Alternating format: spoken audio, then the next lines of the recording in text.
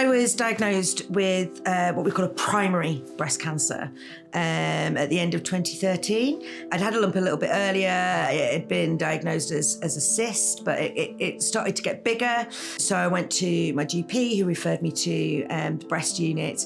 I went in the morning, and by the time I left in the afternoon, I knew that I more than likely had a breast cancer. And then I went through 9 months of treatment, chemotherapy, mastectomy, radiotherapy, and then spent 10 years on hormonal therapy. Summer 2024, some surgery later and some biopsies confirmed that my original cancer had metastasized. It spread to other parts of the body, and at this point it becomes incurable.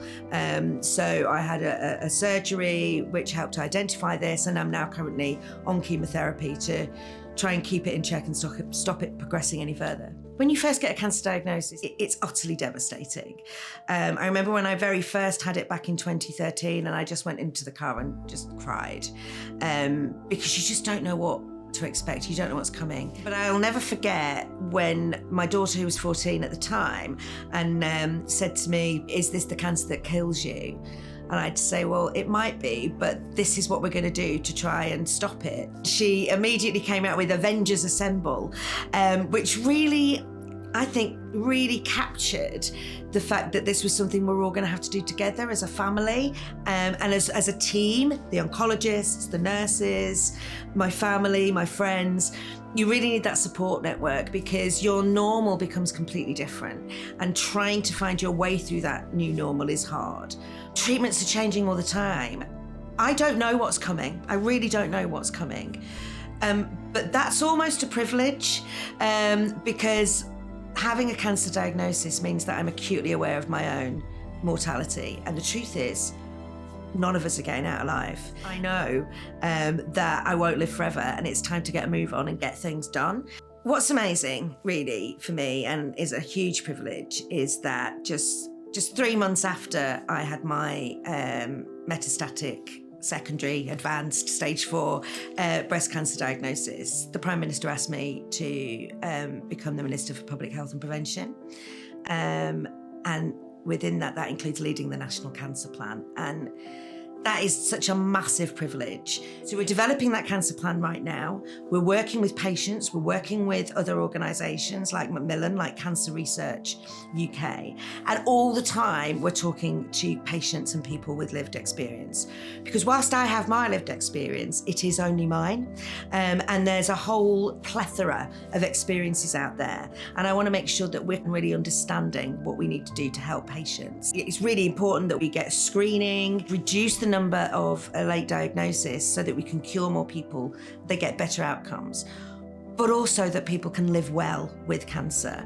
Because with all of the changes, we want it so that cancer could be a long-term chronic condition that you manage, not an immediate death sentence, which for far too long it has been. When it comes to screening, there's a whole range of different screening programs out there.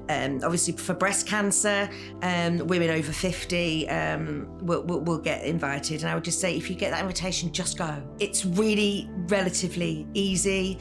It's a little bit of discomfort for a few minutes to have a mammogram, but trust me, it is nowhere near as uncomfortable as 4 months of chemotherapy. It's Breast Cancer Awareness Month, and that's really important because the biggest tool that cancer has in terms of its success is ignorance, and people not being aware of what the symptoms are, not being aware of how they can get checked, not being aware of what the treatments are and what the realities of cancer are. So it's really important that we have these awareness months, because talking about cancer can still be really difficult for people, which is why I like to take the opportunity to do it, because we've got to break down the barrier and the fear of just talking about cancer.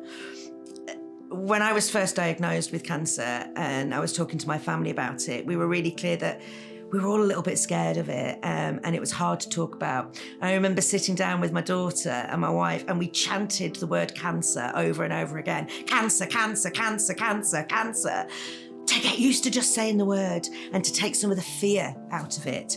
And so awareness months like this help to get some of the fear out, help us talk about cancer, which ultimately is fundamental in helping us beat it.